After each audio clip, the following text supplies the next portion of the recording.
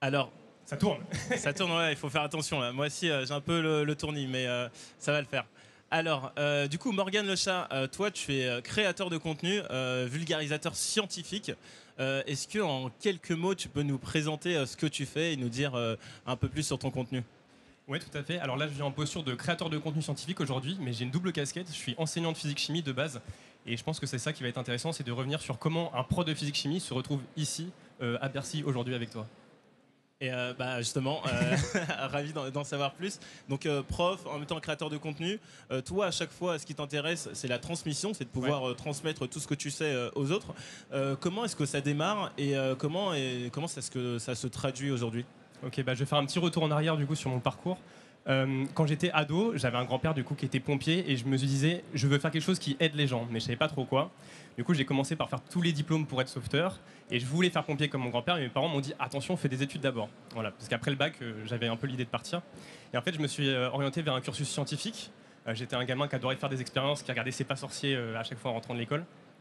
Et, et du coup, en deuxième année de faculté, dans mes études, je me suis retrouvé à faire un stage d'éveil scientifique avec des enfants dans une école primaire, avec un enseignant qui n'était pas très à l'aise en sciences et qui était très content qu'il y ait des étudiants qui viennent l'assister.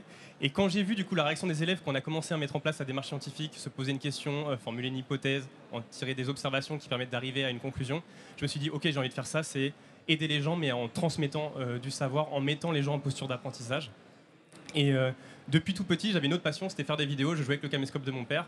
Et j'étais nageur aussi, je partageais des vidéos de natation sur l'apprentissage de natation. Quand je suis devenu prof, j'ai mis tout ça de côté. Et je me suis dit que j'allais explorer du coup l'enseignement avec de la vidéo, notamment avec mes élèves sur de la classe inversée. Je sais pas si tu connais, mais en gros, Non, c'est quoi? la classe inversée, tu prépares des vidéos en amont, comme ça tu responsabilises tes élèves et tu les mets en autonomie. Et ils ont des contenus vidéo à regarder avant le cours, ce qui fait qu'ils ont déjà des clés de compréhension avant que tu commences ta séance. Et toi, les élèves, ils sont à quel niveau? Là, c'était des collégiens. Ok. La classe inversée, moi, je l'avais expérimenté en tant qu'étudiant avec mon doyen de fac qui faisait des cours de cristallochimie. Mais ça marche à tous les niveaux. Après, je pense pas en primaire, mais collège-lycée, ça se fait. Et autre point, je voulais expérimenter aussi les supports numériques. C'est quelque chose qui est très en vogue dans l'éducation nationale aussi. Et du coup, je faisais des comptes rendus en vidéo avec mes élèves où ils enregistraient leur petite voix off. Et du coup, c'était très amusant et ça met les élèves dans des postures où ils prennent du plaisir finalement. Et après, Covid arrive, je me suis dit, ok, j'ai quand même envie de continuer de faire des vidéos, et plus dans un registre où je me divertissais, parce que les salles de sport sont fermées, on ne peut pas voir nos amis parce qu'ils ne sont pas dans le bon rayon de kilomètres. Et du coup, je me suis dit, ok, je vais partager cette fois sur les réseaux sociaux, au-delà de la salle de classe, et ça a pris. Et je me suis retrouvé dans une posture où Monsieur le Chat est né, puisque j'avais créé ce réseau social, enfin, ce pseudo, quoi. Voilà. Et au début, du coup, parce que quand on pense à professeur, on pense pas forcément à professeur sur les réseaux sociaux, Tout à fait. encore moins sur TikTok, encore moins sur Instagram. Comment tu dis, voilà, moi, je vais faire des vidéos sur Insta, sur TikTok. Enfin, la démarche, c'est laquelle? Et au début, t'as pas forcément un peu peur de te lancer? Bah si, comme je t'ai dit, au début, moi j'avais retiré toutes mes vidéos de natation quand je suis devenu enseignant. Et après, je me suis dit, en fait, ça, déjà c'était dans une démarche de plaisir, de partage. Et quand mes élèves sont tombés dessus la première fois, au bout de 2 semaines, pendant 2 semaines, j'ai rien posté. Je me suis dit, oh là là, les élèves vont tomber dessus, ma hiérarchie va tomber dessus. Les parents vont tomber dessus. Et en réalité, j'ai eu que des retours positifs. Et je me suis dit, en fait, on peut convertir ça en quelque chose de positif et toucher une audience beaucoup plus large qu'uniquement une salle de classe. Une salle de classe, tu as 30 personnes, enfin, 30 individus. Et sur les réseaux sociaux, tu touches des dizaines de milliers de personnes. Et ça a aussi un impact qui est assez positif. Et pour revenir du coup sur comment on passe de professeur qui fait des vidéos à créateur de contenu, parce que c'est pas tout à fait la même chose, mais en fait, c'est parce qu'il y a une démarche de professionnalisation dans la création de contenu où, comme tu le sais, parce que tu es aussi créateur de contenu, tu te retrouves à travailler du coup dans un certain écosystème, qui est l'écosystème de l'audiovisuel et de l'influence. Et tu te rends compte qu'il y a des compétences que tu as, d'autres que tu dois acquérir, que tu n'as pas, et d'autres que tu n'as pas forcément le temps de les acquérir, ou tu n'as pas les compétences techniques ou autres, donc tu t'entoures.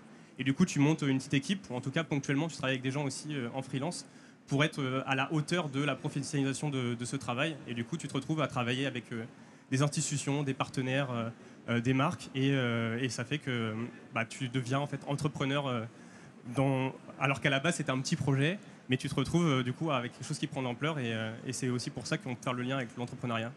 C'est vrai que les gens, enfin je suis comme toi, Ouais. hein, j'ai cette double casquette investisseur et créateur de contenu. Et en général, les gens ont quand même du mal à se rendre compte que c'est quelque chose qui est très structuré. Qu'au final, toi, c'est pas forcément juste toi. Enfin, au début, tu commences comme ça, tu es tout seul, tu fais des vidéos dans ta chambre, etc. Et ensuite, tu commences à structurer cette activité. Et toi, comment aujourd'hui tu l'as structuré et comment ça fonctionne? Comment tu t'organises aussi une semaine type? Tu vois, ça ressemble à quoi, par exemple? Ouais, alors de base, moi c'était dans mon labo, c'était pas dans ma salle de. C'était pas dans ma chambre, mais c'est un peu la même chose. Et du coup, tu structures justement en t'accompagnant avec des. Enfin, en t'entourant. Je pense que ça, c'est la base, et c'est la base aussi dans les gens qui font. Enfin, dans les métiers qu'on côtoie aujourd'hui. C'est, ok, t'es seul, mais en fait, seul, tu vas pas y arriver si tu veux vraiment faire quelque chose de carré. Donc en fait, sur l'aspect commercial, il y a des gens avec qui tu peux travailler, notamment mon agente qui est là aujourd'hui. Sur l'aspect technique, il y a des gens qui sont très bons en prise de son, en prise d'image. Chose que tu ne fais pas uniquement parfois avec ton téléphone portable. Sur l'aspect montage aussi, il y a des gens qui sont très bons sur ce qu'on appelle le motion design pour bien illustrer des notions. Et du coup, c'est par rapport à ça que tu structures et tu peux rendre une prestation pour tes partenaires qui sont à la hauteur et en tout cas où tu peux être fier de ton travail. Donc c'est ça un petit peu la structure de la chose. Et du coup, tu te retrouves avec des opportunités, des freins, des stratégies éditoriales. On s'ancre globalement dans des niches maintenant aujourd'hui. Moi, c'est avec mon biais de prof, toi, c'est plus par rapport à l'écologie. Et du coup, il faut qu'il y ait une cohérence aussi dans ton contenu, donc il y a une réflexion par rapport à ça qui encadre ces structures. Et en fait, ce qui est intéressant, je trouve, là-dedans, c'est qu'il y a une dimension vachement entrepreneuriale. Comme tu l'as dit, tu es obligé de t'entourer de personnes qui sont meilleures que toi sur le montage, sur le motion design, etc. Et donc, voilà, c'est assez fascinant, je trouve, de voir ça. C'est quoi la suite pour toi? Alors la suite, déjà c'est poursuivre les projets qui sont en cours. Là actuellement j'ai eu une bourse du Centre national du cinéma. Pour ceux qui ne connaissent pas, c'est une aide de l'État. Enfin, quand on paye notre place de cinéma, il y a un petit pourcentage qui va du coup dans ce fonds. Les réseaux sociaux aussi y contribuent depuis 2023, TikTok, Instagram et YouTube depuis pas mal d'années. Attends, c'est quoi la bourse? Le nom de la bourse? Le Centre national du cinéma. Ah, le CNC. Tout à fait. C'était juste pour situer. Et du coup, là j'ai décidé de faire ces vidéos en autoproduction, notamment en me lançant sur YouTube. Donc là, il y a du boulot et justement, je suis bien entouré pour ça, mais pas mal de boulot là-dessus. Et puis, ce que j'aimerais aussi, et ce que j'ai commencé à faire avec du coup ma société, c'est aussi favoriser le contact physique, parce qu'en fait, sur les réseaux sociaux, il y a une forme de verticalité que j'aime pas trop. Moi, j'aime bien être au contact des gens. Donc, en fait, participer à des événements, faire des ateliers de médiation scientifique au contact des communautés, c'est vraiment quelque chose qui est assez intéressant. Et beaucoup de créateurs de contenu tendent vers ça aussi. Je pense à une de mes collègues là, qui s'appelle Manon Bril, qui maintenant fait du stand-up, qui maintenant crée des événements avec ces communautés. Ça, c'est quelque chose qui m'importe énormément, le contact avec les gens. C'est pour ça que je suis prof aussi. Donc, voilà. Effectivement, on voit de plus en plus de créateurs qui essayent de faire des événements et de se rapprocher aussi de leur communauté.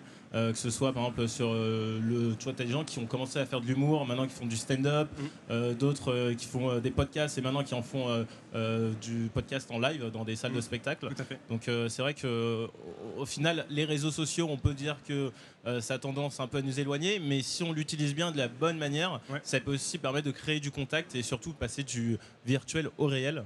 Donc je te suis complètement là-dessus. Le thème de cette année, c'est le progrès. Toi qui parles beaucoup de science, ça signifie quoi pour toi le progrès? Alors je ne vais pas parler tant du progrès technique, je vais parler plutôt du progrès à l'échelle de la vie des uns et des autres ou d'une boîte. Souvent on imagine le progrès comme quelque chose de linéaire qui est en croissance.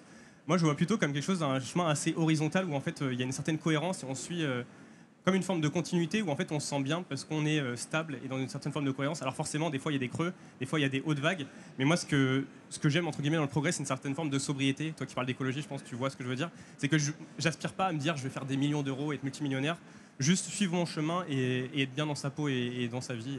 Et pour moi c'est une forme de progrès, c'est la façon dont on avance dans la vie. Et j'espère que du coup ce que j'ai mis en place sur les réseaux sociaux avec ma société et moi ma vie personnelle va continuer sur cette forme de progrès.